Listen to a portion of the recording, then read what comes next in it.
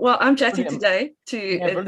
the very interesting and fascinating Darren Stanton. Darren is a hypnotherapist, a therapist, calls himself the human lie detector, and author, keynote speaker, and many, many other things, I think.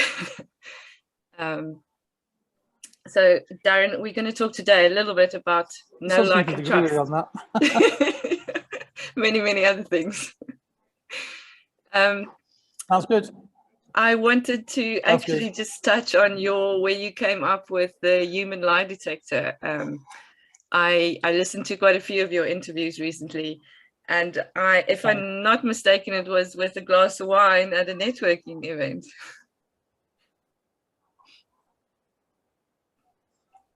Yeah, so my background really is as a forensic psychologist. Yeah. So I worked in the prison service for a while, and then I became a police officer. So I was a police officer for a long time in Nottingham and Derbyshire.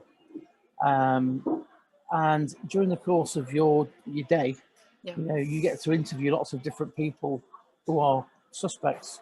So I think, like most people that are watching this, you kind of, like, trust is an important part of your day, really, because sometimes you speak to a suspect and you think they couldn't have done this because they're so nice.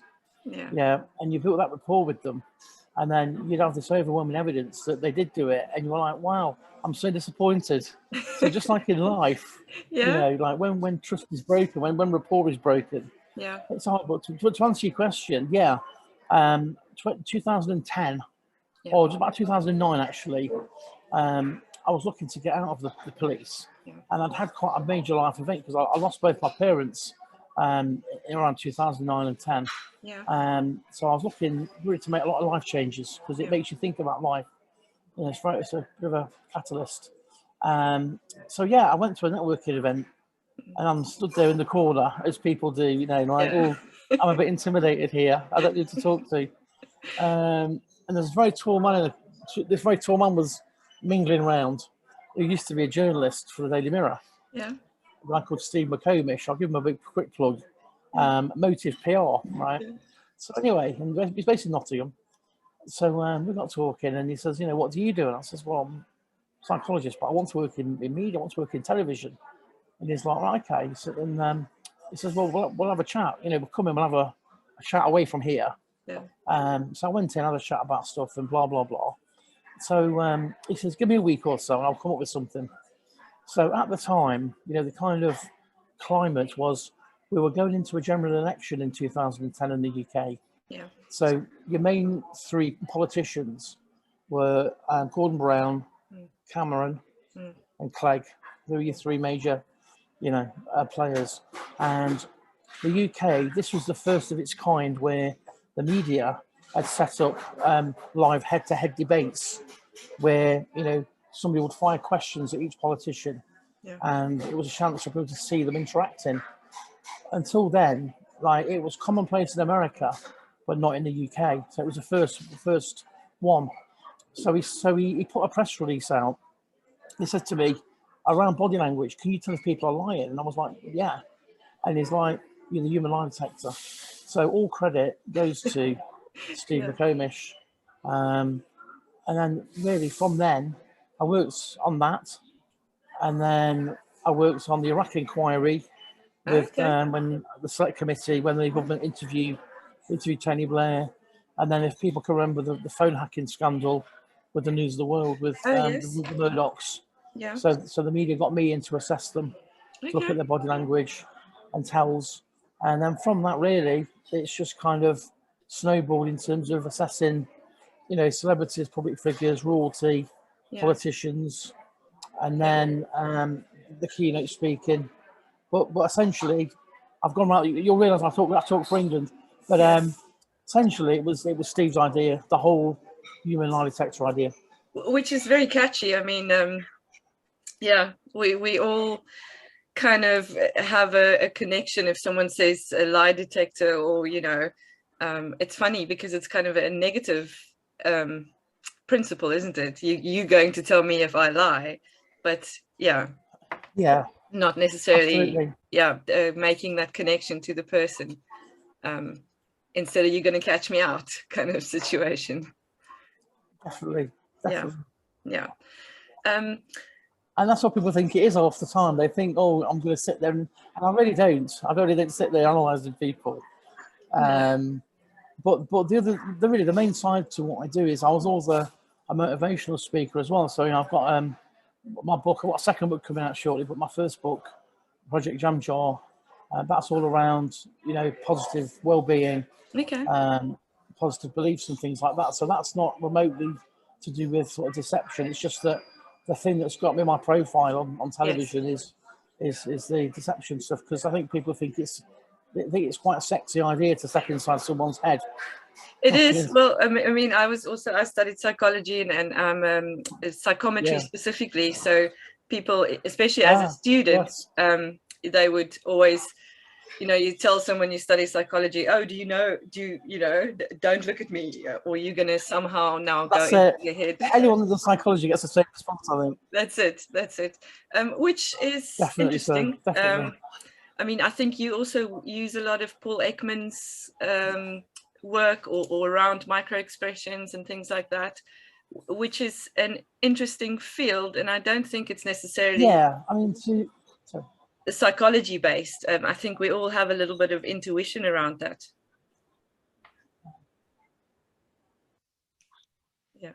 I believe, I think so. I mean, the stuff with the lie stuff is, for example, about 5 years ago, if people are in the UK, there was a big show on TV called The Jeremy Kyle Show.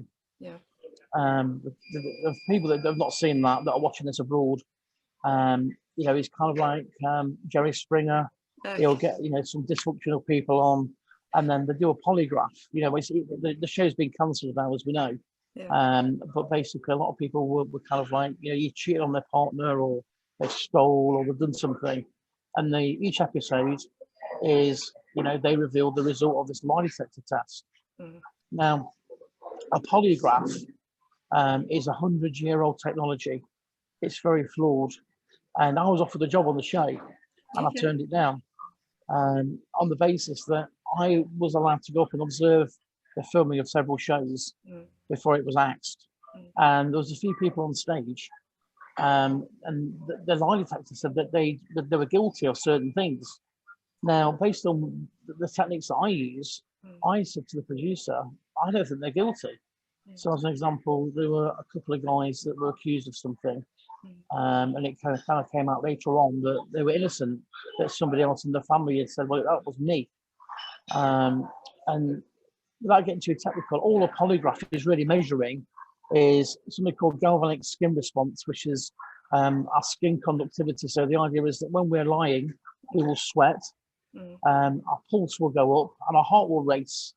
So all it measures is those three channels of communication, whereas the Paul Ekman system, which we call facial action coding system, we're looking at probably about 10 different channels of communication. Plus, so you're quite right, the Paul Ekman system is looking at, although there's these different cultures, we can go anywhere in the world, and each custom will have its own gestures. Whereas Paul Ekman discovered that even if you went to the most remotest parts on the earth, we've only got 7 basic laws of expression, which are being happy, we can be sad, we can be angry, we can show fear, we can show surprise, contempt, and disgust. So what I'm looking for really is a baseline in someone's behaviour, because the truth is, Michelle, we lie to each other every day.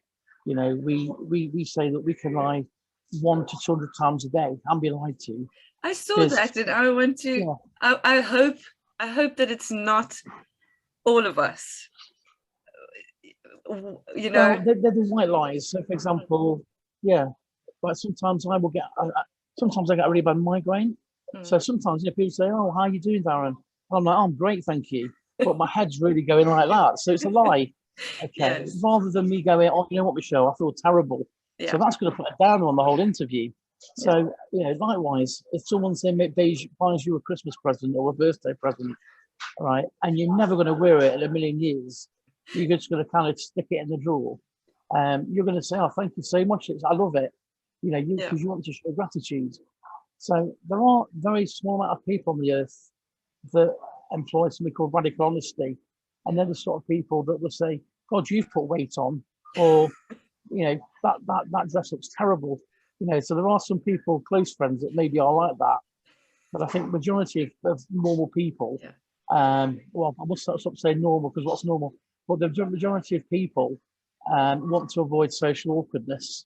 So they just Which is like, also you know, cultural in a way. I think yeah, the British in totally. general are more are less straightforward. I mean, I'm South African, of my nationality, and we're quite a straightforward nation in general. So rather not say something than pretend, I suppose, and comes down to a lot of authenticity is quite important. Yeah. Yeah. Which, I mean, let's not go. Let me come back to what I Definitely. actually want to. So how I understand it, Bob Berg came up with this know, like, and trust, and he said that people don't buy from businesses; they buy from people. Now, I would love to hear from you how much in a business, as a solopreneur or as a small business owner, or doing, out there, social media, all that stuff. How do we authentically create this know, like, and ultimately trust? Because they're like 3 levels of getting to know someone. You kind of see them, then you maybe like them because you can relate to them, and then somehow you trust them because you have built up a image of them, which then you shouldn't break, because once that trust, as you mentioned before, once that trust is shaken, then you can't really get it back necessarily. So do you think there are kind of generic ways It's a great question. So, generic ways to kind of, because we only have a few seconds with someone, and I mean, social media, for example, is so unrealistic. How do we create that authentic know, like, trust element? Yeah, it's a great question, Michelle. I mean, I love technology. I think it's great. The fact that, I mean, I know you're not that far away from me geographically right now, but technically you could be in South Africa and I could be sat here, and so really we've never been in a situation before where we've got such, such abilities and technology. Yeah. But I think certainly for me during lockdown, the biggest problem for people was that connectivity was, maybe if you're you may or may not be the certain person that hugs people, or sometimes you're not very tactile. But essentially the main ingredient that I think has been missing through lockdown is that human contact. But in terms of, the kind of liking, reciprocal liking, I think for me, it comes a lot of it down to what is someone's core values. What's important to this person, because if you're talking to somebody that's prepared to cut corners, and is, if they tell you a story about how they tricked another customer, and then you're quite a moralistic person, then you're going to think, well, hold on a minute, like, if you're telling me about that person, are you going to tell them about me? Are you going to try and trick me? So I think for me, the first level is about, what is this person's core value system like? And generally, it's just a case of listening half the time, in terms of how this person conveys themselves. And then certainly, people may or may not be aware of the fact that, this thing about matching and mirroring. So in terms of posture, I mean, I'm sat in a coffee shop right now because I do a lot of writing for the papers, and coffee shops are great places for psychology. Yeah. Because you see people having business meetings. Yeah. We see people on a date because it's quite a neutral place. Yeah. I recently saw someone get dumped. They dumped their girlfriend, and then what I did was I turned the volume. I turned the volume down on my Mac. Yeah. And I pretended to go like that, like I was listening to music. I was listening to them, really. So psychologically, the great places, they're like, in the old days, people would go to the pub, but now they go for coffee. Yeah. So I found that if you want to really, I'm looking at some people right now that are mirroring each other's posture.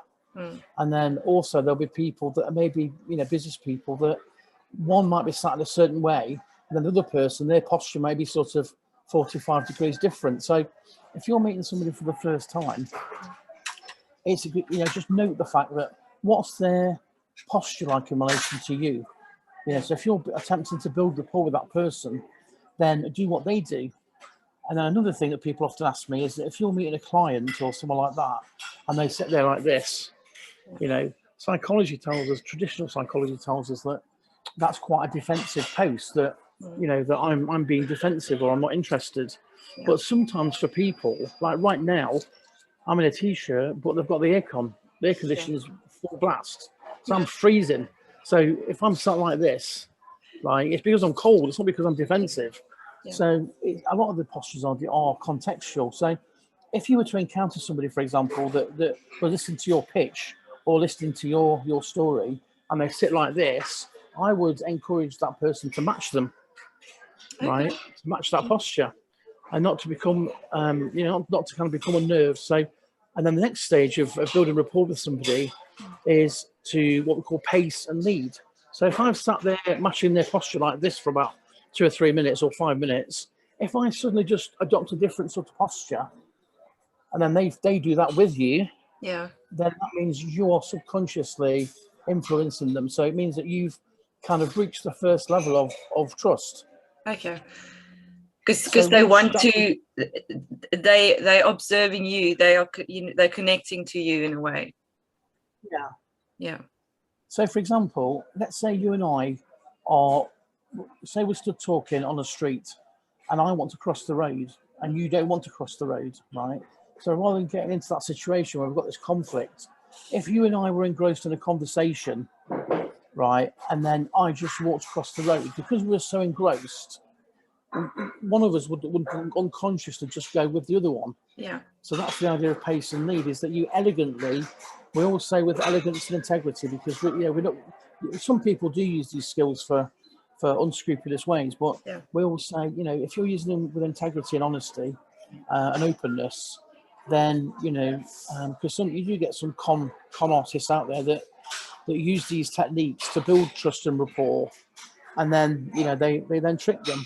Because I think there's nothing worse than gaining someone's trust and having your good nature.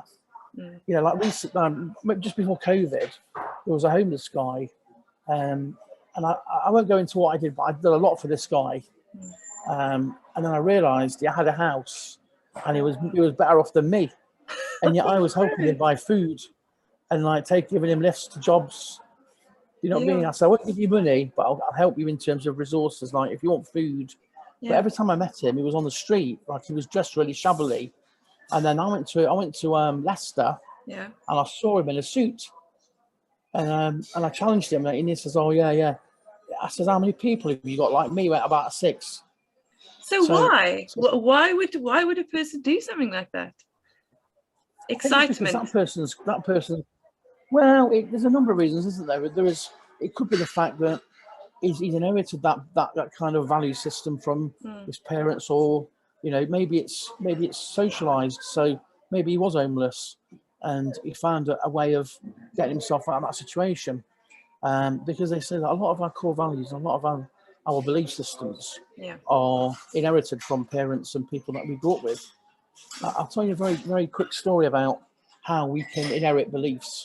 And it's a woman. Imagine a woman, and she's at home, and the friend comes round for coffee, and she's cooking some beef. So she gets the beef and she cuts it in half, and she puts it in the oven. And her friend said, "Why do you cut the beef in half? That's really weird. Why don't you just put it in the oven and turn the heat on?" And she's like, "Well, that's how my mum taught me to do it." So anyway, that was that. Then some months later, she's at her mum's on a Sunday, and then she's helping her mum cook the dinner. So her mum gets the beef and cuts it in half and sticks it in the oven. And she's like, "Mum, why do you cut it in half? Because I did that." And the neighbour thought I was crazy. And she's like, "Well, that's how your grandma taught me to do it." So next time they were all together with the grandma, she says, "Gran," she says, "how do you cook beef?" She says, "Well, I get the beef and I cut it in half, and then I stick it in the oven. You'll cook one piece, then cook the other piece." And she went, "Oh." I says, "Why?" And she says, "Why is that then?" She says, "Well, when I first met your granddad in the war, in the 40s, we were so broke, we only had an oven that was that big. So we have in our unconscious mind, you know, core competences, or we have belief systems, good and not so good, that we've inherited. So this lady, you know, 2 generations down the line, is doing a piece of behaviour that she doesn't know why she's doing it, but then she realised it was because she inherited it from the grandma for some innocuous reason. So sometimes people, you know, so I've got a friend, you know, like, I've not seen him for a while, but we were driving once, and he kept going like that, kept saluting. And I said, why, what are you doing, Trev? And he says, oh, I'm saluting the magpies. Yeah. Because apparently it's quite a well-known superstition. I'd never heard of it. And I was like, well, what would happen if you didn't salute them? He says, no. I don't want to find out. No, it's bad. Apparently it's very bad. And people swear by it, but there is, well, it's the same as most things, like the black cat across the road or the under the ladder. It's inherited beliefs, and we don't. Well, I challenge everything, so I would challenge it. But it's interesting, and it's interesting to find that core. It's all in my book, actually, this stuff. Yeah. So tell me, when is your book coming out? Your second book? So 20 questions, essentially, for me. Oh, well, my book's been out. I've got one book already out, which is called Project Jam Jar. Yeah. Let me just see if I can get. I've not got one with me, so I get a copy of the book cover, because it'll make more sense. So this book came out quite a long time ago, but it's done quite well on Amazon. And I think 2011, if I'm not mistaken now. Yeah. So it's quite a long time ago. Let me see if I can just get an image of it, because I can explain what's what.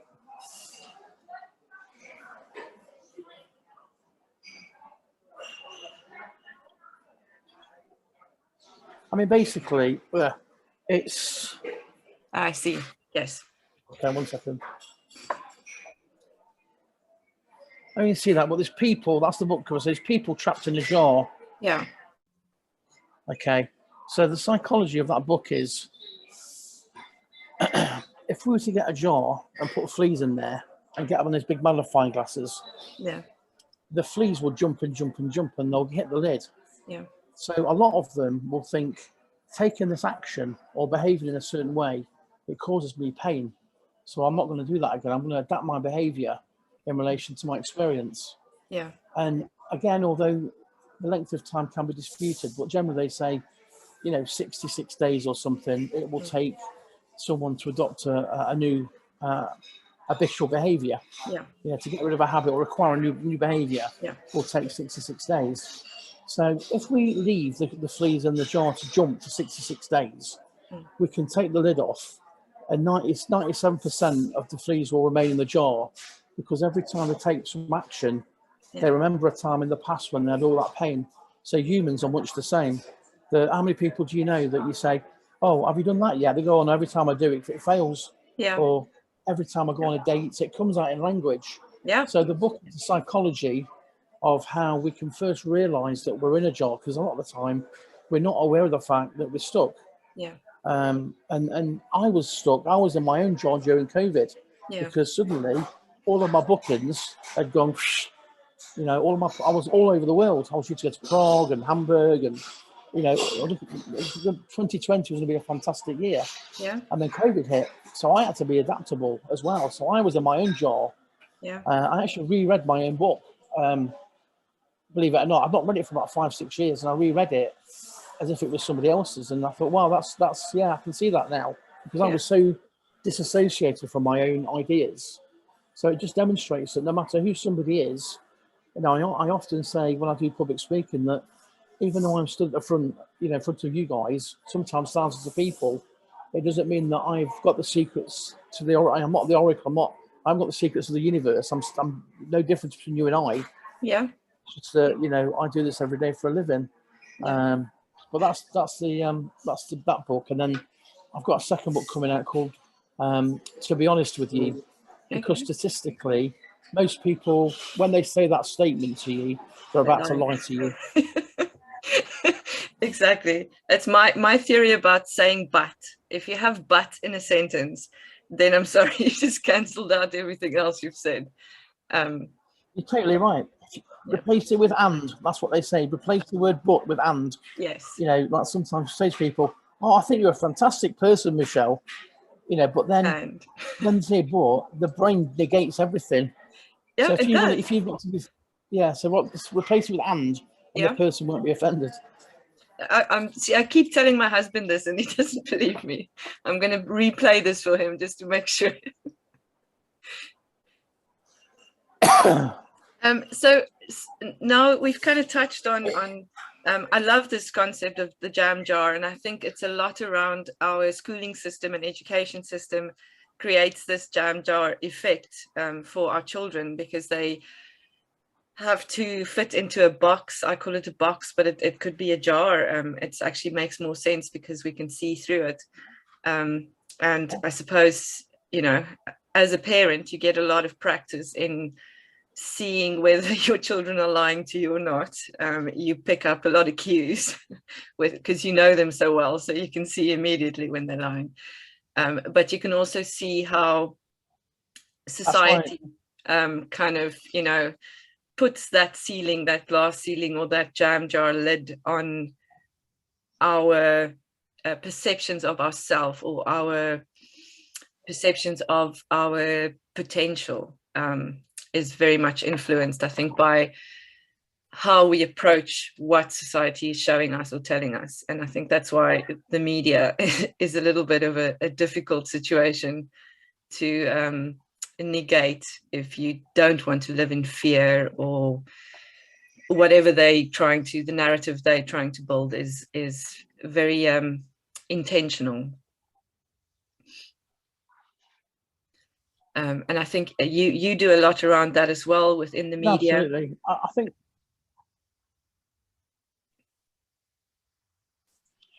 I think the thing about it is, for me, that the media is literally smoke and mirrors. And you know, we have things like reality shows, you know, science tests, shows like Love Island and The Apprentice, and you know, Dance on Ice, and a lot of these relationship shows. And there's a show coming out in Australia which I can't really talk about, but that's a similar relationship show where I'm looking at whether people are going to be like a gold digger, so they've got, let's say, a millionaire, and they want a wife. So for me, I think certainly social media, and stop me if I go off track from the question, but I think for me, social media and media in general, it paints, it's a very false picture, because the truth is, Michelle, like, you and I are probably of a certain similar age, and the truth is now nobody wants to work for anything. Nobody wants to develop a craft. People want it now, you know. And I say that, I don't know if they have this in other countries, but in England we have this product called a pot noodle, and it's just like, you know, you put hot water to it and it's just instant noodles. And I say that we're living in this pot noodle culture where nobody wants to spend a few hours cooking something and with all the different ingredients. They just want it now.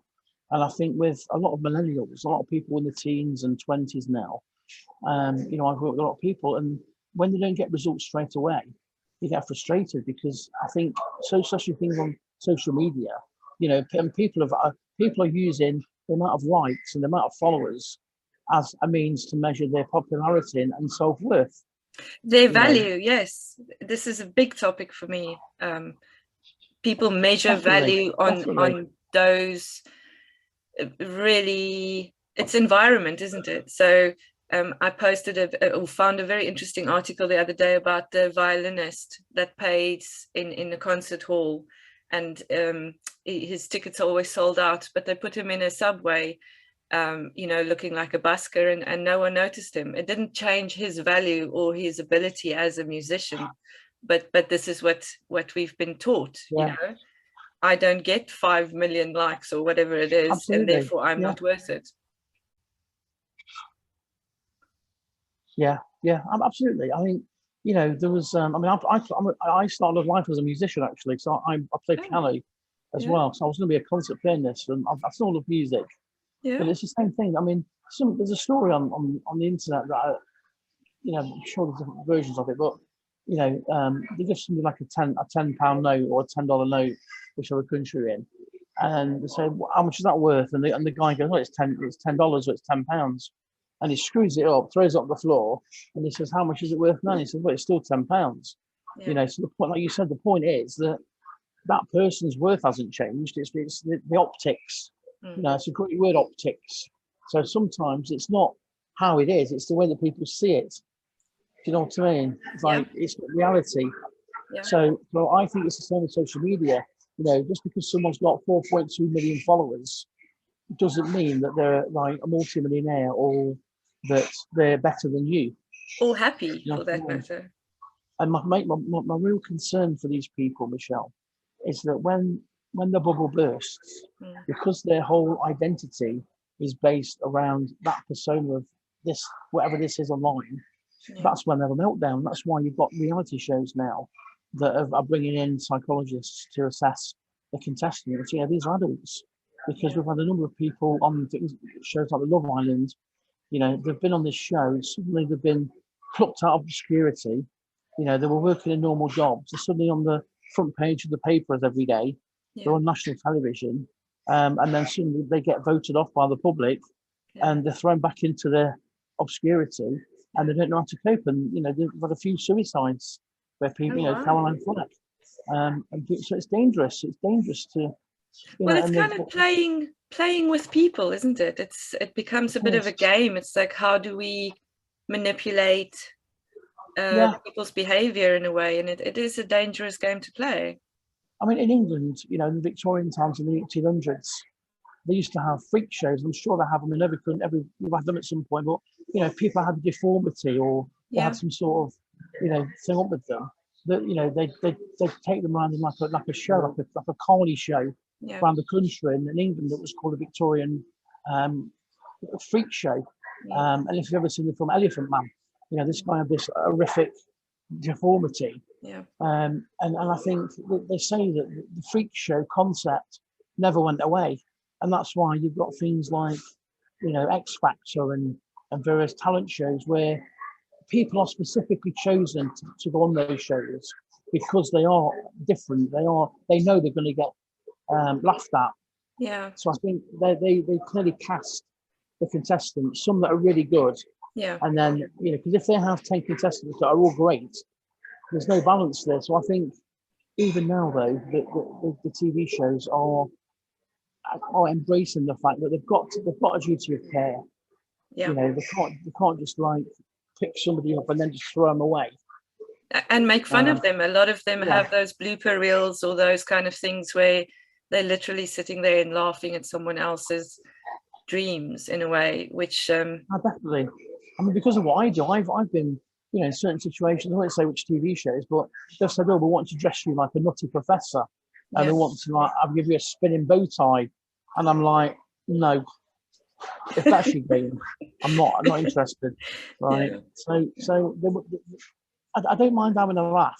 I don't mind being humorous. I don't mind being humorous about what you do, you know, because there's a fun side and there's a serious side to it. But even what I do, some of the media outlets, they kind of want to poke fun at you, and I don't mind to a degree, but even I've experienced a little bit of it. But it's just that I've got the fortitude to say no. Whereas these people, they're so desperate to be on TV.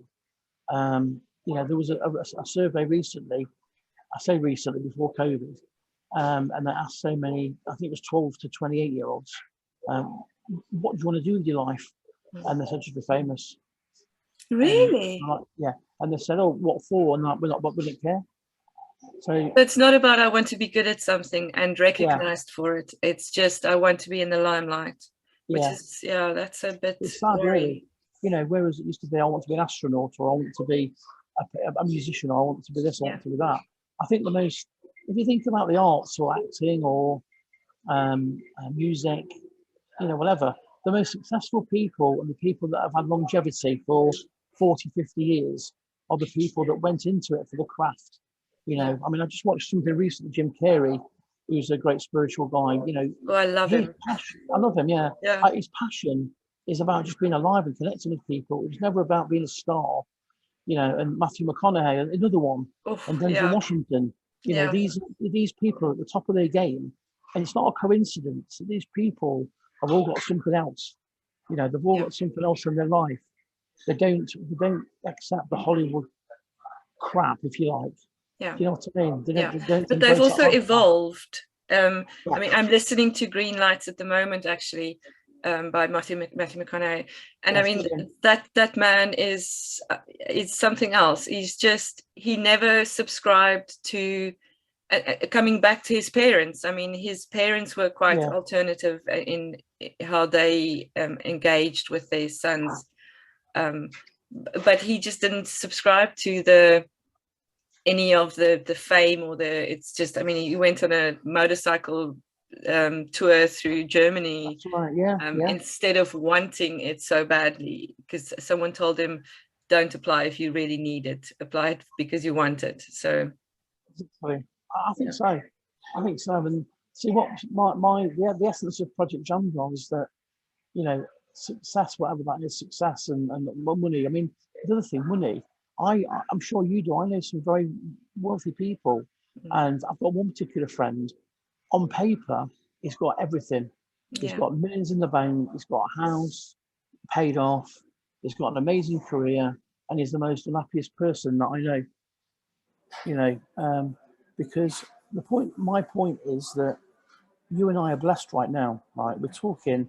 We love what we do. We love our craft. Yeah, we're talking away. You know, we're living a life of a millionaire, whatever that means. You know, we can do what we want. Yeah. And you know, again, I don't know your circumstances, but you know, I couldn't go out and spend £1 million on a house, but I haven't got it. But where's the value in that? And my dad, I lost my dad, as you know, but my dad used to say to me, "You can only drive one car at a time, and you only live in one house at a time." Yeah. And you never judge somebody by how they dress or what's in the wallet. You never judge somebody's value by what's in their wallet. But it's about connection, though, isn't it? There is no connection to those things, those material things. It's about that human, and that's probably why you do what you do as well, because you get to understand people for who they are, instead of the noise that we create to, you know, have a persona as such, or whatever it is. Do you know what, Michelle? I'm not a religious person, I'm a very spiritual person, and I just love people, you know, and that's, you hit it on the head, really. Yeah. It's fundamentally, I just love people, and it's people say to me, "I wish I was on the telly," and I'm like, yeah, why? Because it's not what people think it is, you know. It's not particularly well paid, you know. So my bread and butter is public speaking, really. That's how I really pay my bills, you know. So, but TV is great, and you meet some amazing people. You know, I've met some big stars. I've done. I mean, I went to America. I spend a lot of time in America usually. Yeah. And I came back in 2020, end of 2017, and I wrote in my diary, in my journal, I wrote down, within this year, this was January, I said I want to be on the One Show, and I want to be on This Morning. Right? Yeah. So I came back to England on the 2nd of January. By the end of January, I'd been on This Morning twice, and I'd done the One Show. So, you know, I put that down to the universe, you know, cosmic ordering service, because I think, obviously, I paid enough. I think I paid enough into my karmic bank account, if that makes sense. Yeah. You know what I mean? So many people, and it's like with friendships. You know, I had a friend that used to say, "Oh, can you do this for me?" I go, "Yeah, no problem. Can you do this?" And there comes a point when you think, "Well, hold on a minute. Every time I've asked you to help me, you've said no." Yeah. So it's almost like they're overdrawn now in that karmic bank account. You've got nothing in there now. You've hit your overdraft limit in terms of goodwill. Yeah. So, well, it's a reciprocal. It has to be reciprocal. And I think that's how the universe works as well. I mean, I don't do some things. Have you said down? Can you just? I do it with a good heart. You know, I don't want anything for anything. You know, if I can help somebody, I will help them, and I don't do it to get anything back. Yeah. But most of my successes, if you like, even now, have come from things I did 3 or 4, 5 years ago. You know, like I can't kind of disclose it at the moment, but I've got quite a big TV show coming up, which I'll start filming next month, which will, you know, I'll let you know off air, but that's come about from something I did 6 years ago, from someone in production that I met. And because when I do television, I'm super humble. I go along. I keep my head down. I'm respectful to everybody. You know, I don't ask for a lot. And I say thank you very much for the opportunity. So I think for me, that's a brilliant strategy. And I've got so much, and I do that genuinely, not because it's a strategy, but I do that because then people think, wow, you know, usually we have people coming here like there's something special and they want like all green M&Ms, you know, or they want to, you know, they're like the high maintenance. Yeah. Whereas I think, you know, I would say, you know, to keep humility, you know, no matter how big you think you are, there's always someone bigger than you. And I've met a couple of these so-called reality stars that are on a well-known show on Channel 5. Yeah. And they're so vacuous, Michelle. Yeah. They've got no depth or substance. You know, there must be big egos. I mean, and yeah, it's a constant battle within ourselves, really, to keep this, because we need that ego in a way, but we need to keep it under wraps. And in that environment where you're going into, it's kind of stock standard as to there's no fighting the ego. It comes out in all forms. It does. Everyone's got it. You know, everyone's got it. You know, I've got it. You've got it. Everyone's got it. But I think, you know, it's. I don't know if you've read the Chimp Paradox. Have you ever read that book, the Chimp Paradox? No, I know about it. There's a bell that's ringing, but I can't now place it. I mean, it's essentially the fact that the chimpanzee in the cage represents our ego. Yeah. So, you know, sometimes in life we'll let the ego out the box, out the cage, which means we'll bite. Yeah. So the trick is, it's almost like Buddhism, really. The trick is to just let it wash over you, because it means nothing. You know, like I get a lot of abuse online. I get a lot of trolls, really? Things like that. Yeah. So I used to think, well, that's so. You don't even know me. Like, you don't know me. You haven't met me. You know, you've posted this thing at 3 o'clock in the morning. Like, what's wrong with you? Where you're up at 3 o'clock in the morning doing this, doing this, like, you know. So, but then I realised that, you know, but the amount of stuff that I do that's positive, that it's their problem. It's not my problem. You know, I'm not going to take ownership of that problem. Yeah. And yes, it's hurtful, because these people wouldn't walk up to you in the street and say, "Oh, Darren," you know, they've never done that in years. So they hide behind that anonymity. Yeah. You know, they're called keyboard warriors, aren't they? They type things. Yeah. You know, that venom seeps out their fingers, but they'd never really come up to you and say, "I don't like you because of this." Yeah. But as you say, it's not you either. You are separate from their opinion completely. Yeah.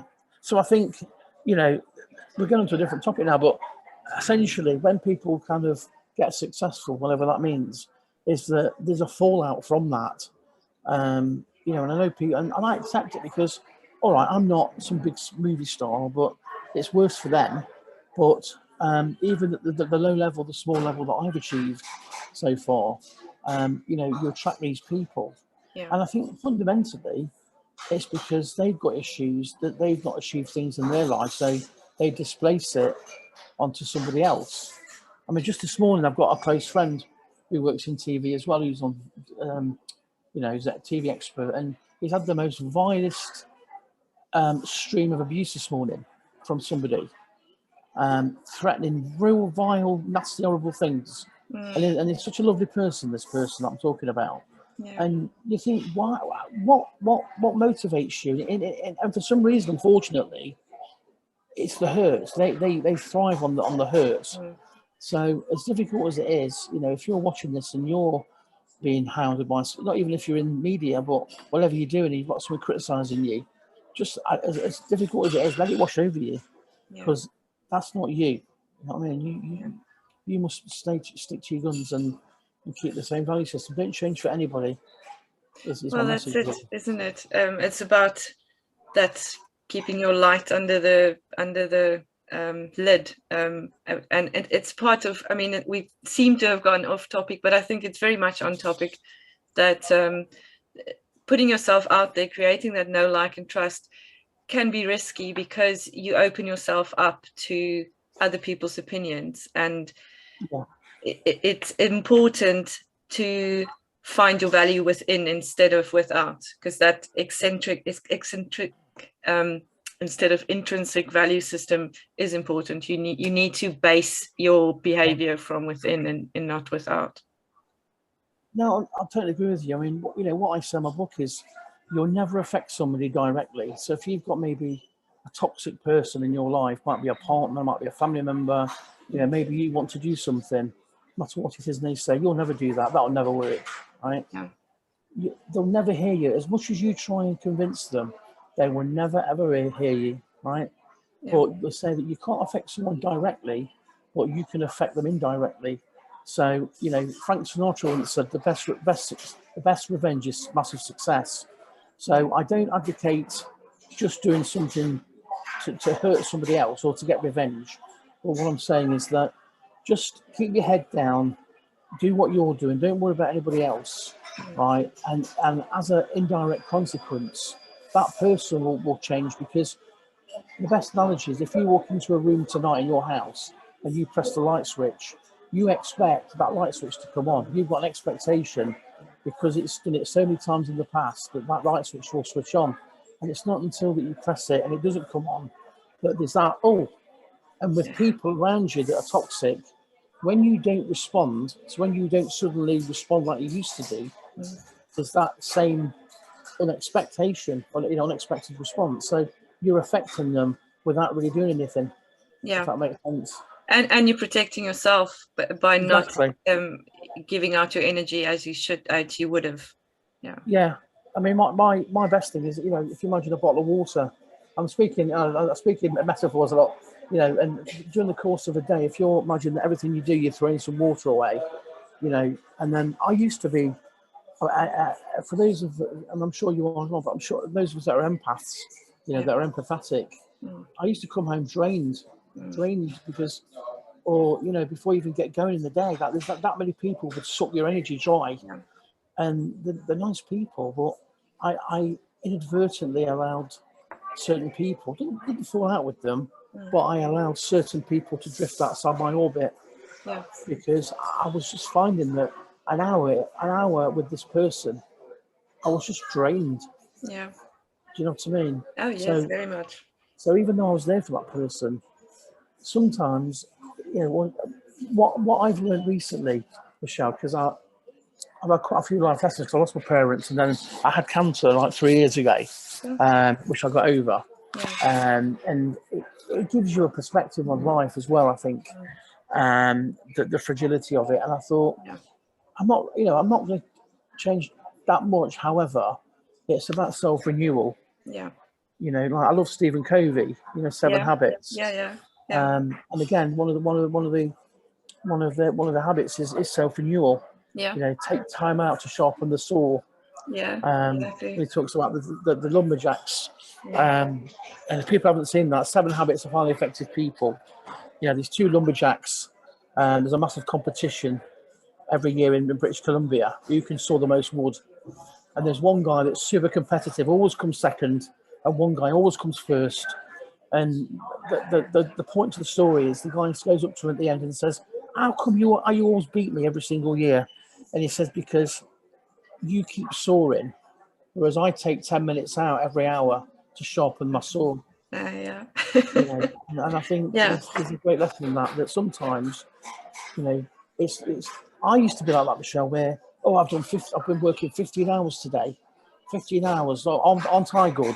And then you think, well, I can't see anything that I've achieved from it. Yeah. Whereas, and it breaks down that your spirit, your drive, everything kind of depletes it's not about working hard or working long or working that, it's about taking that time out and whatever your practice is around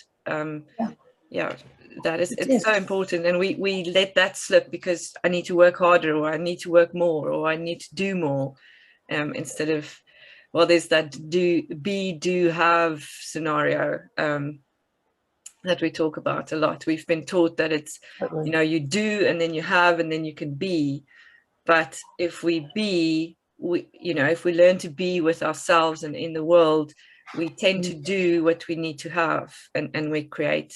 Absolutely, you know. So I think it's, you know, this idea that I can, like, for example, I would get calls from journalists and say, we need a story by 1 o'clock. Yeah. You know, like after this interview, I've got like 3 stories that I'm writing up and things like that. And so I can sit here for a couple of hours. I'll type those stories up, and then I might have nothing else to do, right? Yeah. So I might answer some emails, or I might, you know, do a little bit of work, but I'm not going to sit here for 10 hours. Like, I'm going to go off. Like, I'll go home, I'll play piano. You know, like, I'm trying to get my fitness up, so I'll go to the gym for an hour. Yeah. I love Cornwall. I love the ocean. Yeah. You know, like, for me, like, going to people who go to Cornwall. Next week, I went a few weeks ago. Next week after next, I'm just going to throw some things in a bag, and I'm just going to take off to Cornwall. Oh, because nice. I can sit on a beach and work. Yeah. You know, exactly. I can sit on a beach. I've got an internet signal. Yeah. I can work. Yeah. So, you know, what the point I'm making is that do what makes you happy. I mean, it sounds so simple. It sounds simple. People complicate it, and I'm not saying that I've even grasped it yet, but a lot of it, you know, people like Jim Carrey, that they've got it. They've unraveled it in their head, but it's taken me nearly 30 years of this stuff to realise it's just what makes you happy, and it sounds so simple, and yet in reality it's so complicated. And even for Jim Carrey, I mean, he's gone through some very dark times to be where he is now, mentally or spiritually. It's not an easy journey, and I don't think there's an end destination. I don't think it's like, okay, I've arrived and everything is perfect now. It's a constant practice of understanding yourself, and not chasing. I don't think it's about chasing. You will attract what you and the people that you need, and reciprocate in your life. You really will. I mean, I don't know if people have read like Celestine Prophecy, which is quite an old book. Do you know that book, Celestine Prophecy? Celestine Prophecy. Yes. A long time ago I read it. Yeah, it's an old book, James Redfield. And for those people that haven't read that, it's all about synchronicity. Yeah. You know, it's a story that's told against the backdrop of a guy that's, you know, really corporate in New York, and he goes on this sort of adventure through Peru, and he's given these insights about, you know, that it applies to himself. I guess he kind of gets enlightenment at the end, but, you know, read different things, you know, because that was a big learning for me, like the Celestine Prophecy, because, you know, I do believe there's no such thing as coincidence. Like, I've had opportunities come to me, like, how the hell did that happen? How did those connections? Yeah. It's almost like, remember that old kids game, Mousetrap? Yeah. And it's like, that falls down, and that has to go around that. And it's almost, I think there was a car advert with that, where you've got the ball drops, and is it Audi or something? That's right. Yeah. And in the end, you know, so I think life's like that. It's like, how the hell? How could that have happened? Yeah. Like, the moving parts that had to happen to give me that opportunity. You're not telling me that that's just coincidence. No, it's really not. I'm diving into alchemy a little bit, and working with learning from Colm Holland around. I love that book. Yeah. So have you read The Secret of the Alchemist? Is Colm Holland was the publisher. He worked at the publisher in Australia when the book came out first, and it put him on a journey of asking the universe what you want. You need to know what you want before you ask, because otherwise, you know, and that's the part of the interesting part of the journey, is what do you really want? It's amazing. It's so I think similarly to what we discussed with people that are actors or musicians, whatever, even in terms of what, you know, you and I do, we've both got those outside interests and crafts. We're not just one trick ponies. Yeah. You know, that's say to people on TV, but I'm known for this, but there's so much more, you know. And if I have to say to audiences, if I get a piece of A4 paper and then I rip the corner, I say, that's what I know after sort of 20, 30 years. The big piece is what I don't know yet. You know, because I'm stood at the front doesn't mean that I'm lecturing and I know it all. You're never really going to know. You're never going to master it. You're never going to get the whole page, you know. No, really. but that's why we engage with each other and we learn from each other, because you know a little bit and other people know a little bit of the other things, and so you build on what you you know, value and aspire to. Yeah, that's it. And you know, when you sort of work in the police, there's a scientific. Well, there's a famous scientist called Logard, and he thought the theory that if I brush against you, this was to do with criminals.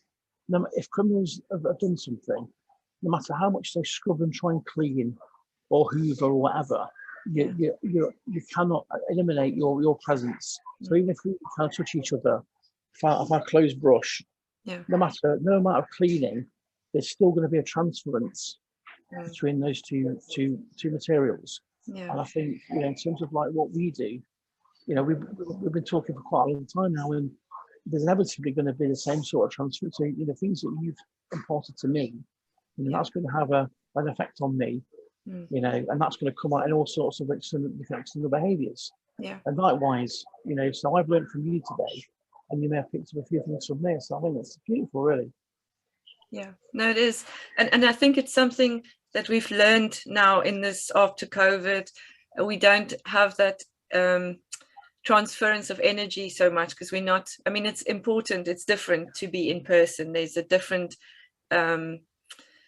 you know, energy connection that happens, but it's such a amazing thing that we can do and discuss and engage from wherever in the world. And I appreciate you very much, and I thank you very much for this conversation. I won't keep you too much longer. Thank you so much. Oh, you're welcome.